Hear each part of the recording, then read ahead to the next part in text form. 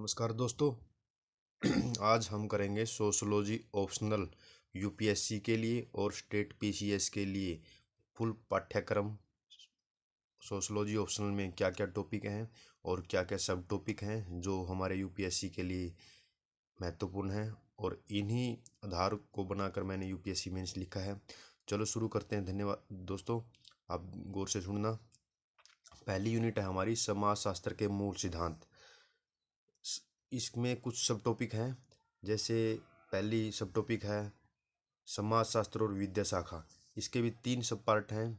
Europe में आधुनिकता, modernity in Europe, एवं सामाजिक परिवर्तन यानी सोशल चेंज एंड समाज का आविर्भाव यानी इमरजेंस ऑफ सोशोलॉजी, सोशोलॉजी का उद्भव के क्या कारण है, क्या परिस्थितियां बनी यूरोप में, क्योंकि समाजशास्त्र का उद्भव यूरोप से ही स्टार्ट हुआ था।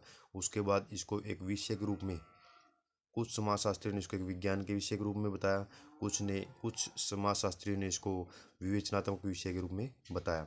दूसरा हमारा सब टॉपिक है समाजशास्त्र का विषय क्षेत्र, स्कोप ऑफ सोशोलॉजी। स्कोप क्या क्या है, जैसे मैक्रो सोशोलॉजी हो गया, माइक्रो हो गया, और इसका एक मिला जुला रूप, वो भी एक हमारा स्कोप ऑफ सोशोलॉजी है। और अन्य सामाजिक विज्ञान से इसकी तुलना, comparison sociology with other social science, जैसे एंथ्रोपोलॉजी, जैसे हिस्ट्री सोशोलॉजी की हम तुलना करें, और जैसे इकोनॉमिक्स से तुलना करें, क्योंकि ये अदर पार्ट जैसे इकोनॉमिक्स हो गया, सोशोलॉजी हो गया, और मनोविज्ञान हो गया, ये सभी क्या है, एक सामाजिक विज्ञान के ही रूप हैं।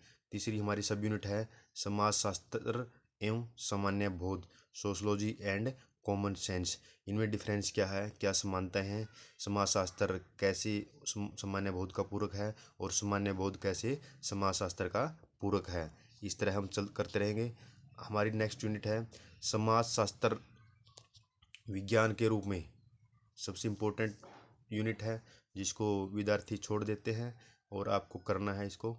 इसकी सब यूनिट है पहली विज्ञान, साइंस, वैज्ञानिक पद्धति एवं समीक्षा।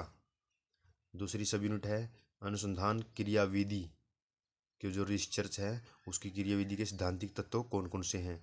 तीसरी यूनिट है हमारी प्रत्यक्षवाद, जिसको हम कहते हैं पॉजिटिविज्म।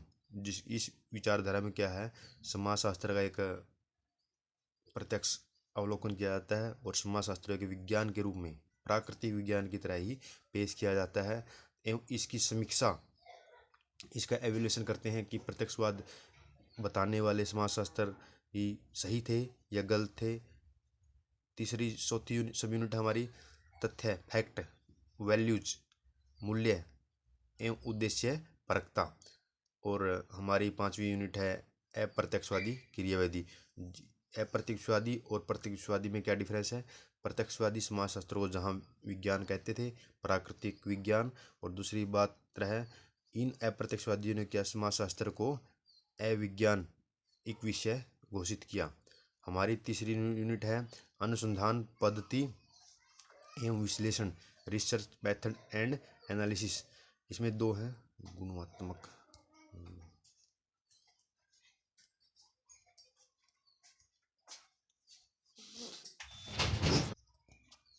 इसमें सब टॉपिक हैं गुणात्मक एवं मात्रात्मक पद्धति। गुणात्मक पद्धति कौन सी है और मात्रात्मक पद्धति कौन सी है। Qualitative methods and quantitative method, इसके बारे में हम अध्ययन करेंगे। नेक्स्ट सब यूनिट है हमारी दत्त संग्रहण की तकनीक, मतलब जो हम तथ्य संग्रहण करते हैं उसकी कौन कौन सी विधियाँ हैं, जिस प्रकार अवलोकन हो गई, प्रश्नावली होगी, या साक्षात्कार या इंटरव्यू विधि होगी। नेक्स्ट हमारी सब यूनिट है परिवर्त, वेरिएबल, प्रतिचयन, प्राकल्पना यानी थीसिस और उपथीसिस, उपकल्पना, विश्वसनीयता और वैधता, वैलिडिटी और रिलायबिलिटी। इस तरह हम करते चलेंगे। नेक्स्ट यूनिट हमारी thinkers, very important unit for UPSC aspirant, और सबसे ज़्यादा मार्केबल यूज पूरी सोशोलॉजी में यूज करने के लिए है। इसमें हमारे वैसे तो थिंकर बहुत ज़्यादा हैं, इनसे हटकर भी थिंकर हैं, लेकिन जो सिलेबस के पार्ट हैं ये हैं, लेकिन सब थिंकर होते हैं जो हम यूज करते हैं आंसर में।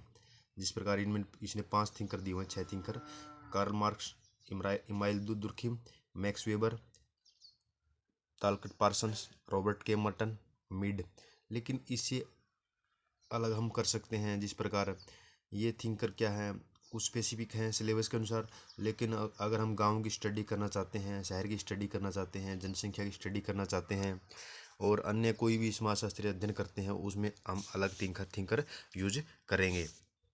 देखो कार्ल मार्क्स में क्या क्या है: ऐतिहासिक भौतिकवाद, हिस्टोरिकल मेटरलिज्म, उत्पादन की विधि, मोड ऑफ प्रोडक्शन, विसंबंधन, इसको कहते हैं एलियनेशन, अलगाव, वर्ग संघर्ष, conflict of class. Next unit हमारी इमाइल दुर्खिम। इसमें सब टॉपिक कौन कौन से हैं: श्रम विभाजन, division of labour, social fact, जिसको दुर्खिम ने समाजशास्त्र की विषय वस्तु कहा, आत्महत्या, सुसाइड, और धर्म एवं समाज, रिलीजन एवं सोसाइटी। नेक्स्ट सब यूनिट हमारी मैक्स वेबर। इसके सब टॉपिक है सामाजिक क्रिया। जिस प्रकार दुर्खिम ने सामाजिक तथ्य को समाजशास्त्र की विषय वस्तु कहा, उसी प्रकार मैक्स वेबर ने सामाजिक क्रिया को समाजशास्त्र की विषय वस्तु कहा। आदर्श प्रारूप, सत्ता, अधिकारी तंत्र, इसको हम नौकरशाही या वो भी कह सकते हैं, नौकरशाही हो गया, अधिकारी तंत्र हो गया, या ब्यूरोक्रेसी। एक ये सबसे इम्पोर्टेंट है प्रोटेस्टेंट नीति शास्त्र एवं पूंजीवाद की भावना, Protestant ethics and spirit of capitalism. चौथी सब यूनिट हमारी थिंकर है Talcott Parson, very easy but बच्चे इग्नोर कर देते हैं, हम करेंगे। इसके 2 सब पार्ट हैं, सामाजिक व्यवस्था। इसी में ही तालकट पार्सन ने AGIL मॉडल दिया है, जिसको पेपर में एक 10 मार्क्स क्वेश्चन के रूप में पूछ लेते हैं। और प्रतिरूप परिवर्त, वेरिएबल पैटर्न क्या होता है। उसके बाद हमारा आता है रॉबर्ट के मर्टन। इसमें उन्होंने प्रकट और अप्रकट प्रकार्य, अनुरूपता, विषमान्यता, संदर्भ समूह है, इनके बारे में हम बिल्कुल गहराई से पढ़ेंगे और बिल्कुल अच्छी तरह से डीप तरीके से तैयारी करेंगे। नेक्स्ट हमारा छठा थिंकर है सिलेबस के अनुसार मिड। इसने छोटा थिंकर है और सिर्फ आत्म और तदात्म, मैं और मुझे, मतलब इसके ऊपर ज़्यादा फोकस किया। हमारी नेक्स्ट यूनिट है सत्रीकरण और गतिशीलता, स्ट्रेटिफिकेशन एंड मोबिलिटी। इसमें सब यूनिट है। देखो ये इम्पोर्टेंट यूनिट है, जिस प्रकार से सब टॉपिक दे रखे हैं वो हर यूनिट में, हर पोर्शन में, हर क्वेश्चन में, चाहे पेपर 1 हो पेपर 2 उसमें यूज होंगे। जैसे समानता क्या है, इक्वलिटी, असमानता क्या है, इन इक्वलिटी क्या है, अधिक्रम क्या है, स्ट्रेटिफिकेशन क्या है, अपवर्जन, एक्सक्लूजन, गरीबी और वंचन, मतलब पुअर्टी और एक्सक्लूजन में क्या। ये क्वेश्चन आया हुआ भी है यूपीएससी में, क्या गरीबी और वंचन, ये जीएस में बन जाता है, लेकिन ऑप्शनल के लिए हम अलग तरीके से ही करने की कोशिश करेंगे। नेक्स्ट हमारी सब यूनिट है सामाजिक सत्रीकरण के सिद्धांत, थ्योरी ऑफ सोशल स्ट्रेटिफिकेशन। इसमें हम कुछ थिंकर लेंगे, जिस प्रकार मार्क्स थिंकर है, जिन्होंने कन्फ्लिक्ट ऑफ सोसाइटी का सिद्धांत दिया, वेबर है, दुर्खिम है, या अदर थिंकर हैं, जिस प्रकार हम आगे करते रहेंगे। और संरचनात्मक प्रकार्यवादी, ये इंपॉर्टेंट है। ये 2 टाइप के थिंकर हैं, एक प्रकार्यवादी थिंकर है और दूसरा है संरचनात्मक प्रकार्यवादी, मार्क्सवादी और वेबर, ये सिद्धांत हम पढ़ेंगे। तीसरी यूनिट हमारी सब यूनिट है आयाम और वर्ग, स्थिति समूह है, लिंग, निर्जातीयता, प्रजाति के आधार पर सामाजिक क्षेत्रण कैसे होता है, इसके बारे में हम अच्छी डिटेल से पढ़ेंगे।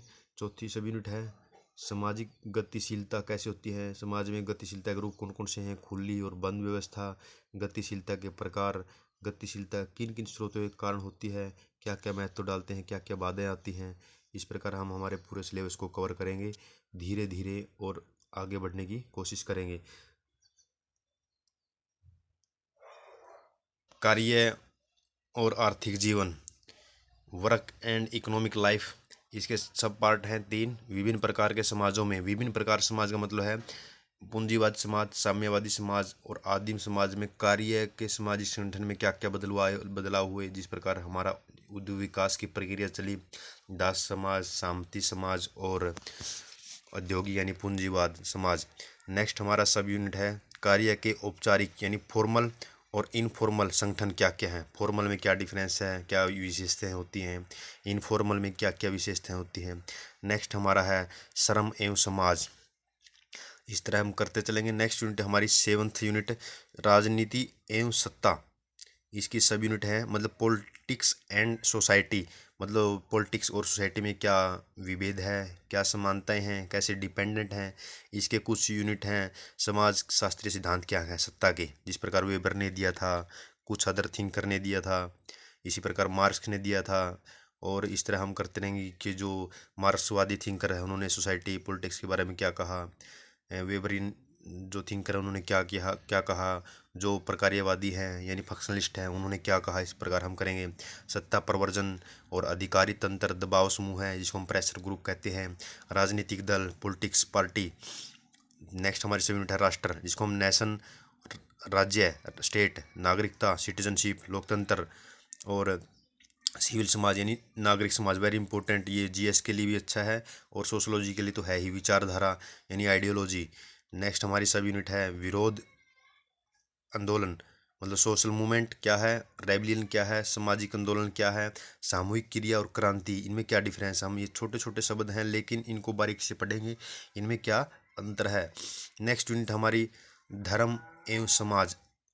इसके सब टॉपिक हैं धर्म के समाज शास्त्रीय सिद्धांत, धर्म के बारे में मार्क्स ने क्या कहा और धर्म के बारे में प्रकार्यवादियों ने क्या कहा। इसी प्रकार हम पढ़ेंगे वेबर ने क्या कहा, धर्म का इम्पोर्टेंस है या नुकसान है। मार्क्सवादी की अलग सोच है, वेबर की अलग सोच है, प्रकार्यवादियों की अलग सोच है। इसके लिए हम डीपली से पढ़ेंगे। हमारा नेक्स्ट पार्ट है धार्मिक कर्म के प्रकार। जिस प्रकार दुर्खिम ने धर्म का कुछ और रूप दिया, उससे पहले भी कुछ पद्धतियाँ आई थी, जीववाद, एक तत्ववाद, बहुतत्ववाद, प्रकृतिवाद, और इसी के सब पार्ट है पंथ, उपसेक्ट, उपासना पद्धतियाँ। और नेक्स्ट हमारा सब पार्ट है आधुनिक समाज में धर्म, जो मॉडर्न वर्ल्ड है उसमें धर्म की क्या भूमिका है, क्या लोगों के जीवन में प्रभाव है, क्या हानियाँ हैं, धर्म और विज्ञान के बीच में क्या संबंध है। कुछ लोगों ने एक दूसरे को अलग बताया, कुछ ने इनमें बीच, कुछ थिंकरों ने, कुछ समाजशास्त्रियों ने इनके बीच में संबंध बताया। जो रिलीजन सेक्युलरिज्म है, धर्म निरपेक्षीकरण, धार्मिक पुनर्वतनवाद और मूल तत्ववाद, ये बिल्कुल इम्पोर्टेंट टॉपिक है। धार्मिक रिवाइवलिज्म और धार्मिक मूल तत्ववाद, इनमें डिफरेंस क्या है। एक पॉजिटिव एक नेगेटिव है, एक का उद्देश्य राजनीतिक शक्ति प्राप्त करना है, एक वैसे ही अपने धर्म में जो खोई हुई गरिमा उसको खोई हुई गरिमा है उसको प्राप्त करना, पुनः प्राप्त करने का प्रयास है। और नेक्स्ट हमारी यूनिट है नातेदारी की व्यवस्था। इसके सब टॉपिक हैं फैमिली, हाउस होल्ड, मैरिज, जो परिवार के प्रकार कौन कौन से हैं। जिस प्रकार एकल परिवार कह सकते हैं, हम संयुक्त परिवार कह सकते हैं, विस्तृत परिवार कह सकते हैं। वंश और वंशानुक्रम, जो हेरिडिटरी वो है संपत्ति का, जिस प्रकार एक वंशीय हो गया, द्विवंशीय हो गया है, मातृवंशीय हो गया, पितृवंशीय हो गया। इसके ऊपर हम डिटेल से पढ़ेंगे। और नेक्स्ट हमारा पितृतंत्र और श्रम विभाजन का लिंगाधिक विभाजन, मतलब पितृतंत्र क्या होता है और श्रम का लिंग के ऊपर आधार बनाकर हम कैसे विभाजन करते हैं। जिस पर जैसे हम कहते हैं कि महिलाओं को घर के कार्यों में भूमिका दी जाती है और पुरुष को बाहरी कार्यों में। महिलाओं को जो छोटे काम हैं, छोटे मतलब जिसमें ज़्यादा मेहनत की जरूरत नहीं पड़ती, वो काम दिए जाते हैं, और पुरुष बाहर जाकर इकोनॉमिकल एक्टिविटीज़ में पार्टिसिपेट करते हैं। और हमारी समसामयिक प्रवृत्तियाँ, जो आज वर्तमान समय में इन जो हमने सब तो भी पढ़े हैं, परिवार, गृहस्थी, विवाह और पितृसत्तात्मक व्यवस्था, पितृतंत्र में लैंगिक श्रम विभाजन में क्या क्या बदलाव आए हैं, क्या क्या वही पहले वाली चीज़ चली हुई है, उसके ऊपर हम डिटेल से पढ़ेंगे। नेक्स्ट हमारी यूनिट है आधुनिक 10वीं यूनिट, जो पेपर 1 की लास्ट यूनिट है, आधुनिक समाज में सामाजिक परिवर्तन के समाज शास्त्रीय सिद्धांत। जैसे मार्क्स ने क्या कहा था कि संघर्ष के साथ ही समाज परिवर्तन होगा, उसी प्रकार जैसे सोरोकिन ने कुछ अलग कहा था, प्रकार्यवादियों ने अलग कहा था, वेबर ने कुछ अलग कहा था। उसके पास एक नेक्स्ट हमारी यूनिट है विकास एवं पराश्रितता, डेवलपमेंट एंड डिपेंडेंसी। ये एक मार्क्सवादी थ्योरी है। इसमें हम पढ़ेंगे किस प्रकार कुछ स्टेट, कुछ राज्य, कुछ देश अविकसित, अन्य जो अल्पविकसित अविकसित देशों राज्यों के कीमत पर, हितों की कीमत पर अपना विकास करते हैं। और इसके कारण क्या होते हैं, जो अल्पविकसित और विकासशील राज्य देश हैं वो विकसित देश के ऊपर डिपेंड हो जाते हैं, पराश्रिता हो जाते हैं। और इसके ऊपर हम पढ़ेंगे अच्छी डिटेल से। और नेक्स्ट हमारा है सामाजिक परिवर्तन के कारक। जो सामाजिक परिवर्तन इसके कारक क्या क्या हैं, आंतरिक कारक कुछ हैं, बाह्य कारक कुछ हैं। आंतरिक में जिस प्रकार आंदोलन हो गया, बाह्य में जैसे शिक्षा, विज्ञान, दूसरे देशों के साथ संपर्क हम पढ़ेंगे। शिक्षा और सामाजिक परिवर्तन में क्या संबंध है, शिक्षा ने सामाजिक परिवर्तनों को कैसे बढ़ाया है, क्या नकारात्मक प्रभाव डाले हैं, इसके ऊपर चर्चा करेंगे। और हमारा विज्ञान प्रौद्योगिकी सामाजिक परिवर्तन, ये हम इस तरह हम यूनिट वाइज, टॉपिक वाइज, सब टॉपिक वाइज करते चलेंगे। और हमारा पेपर 1 का सिलेबस कंप्लीट हुआ है और हम शब्द वाइज शब्द इसके ऊपर चर्चा करेंगे। धन्यवाद दोस्तों। अगर आपको अच्छी लगती है वीडियो तो आप शेयर करें, इस चैनल को सब्सक्राइब करें ताकि मेरे को भी प्रेरणा मिले। धन्यवाद दोस्तों।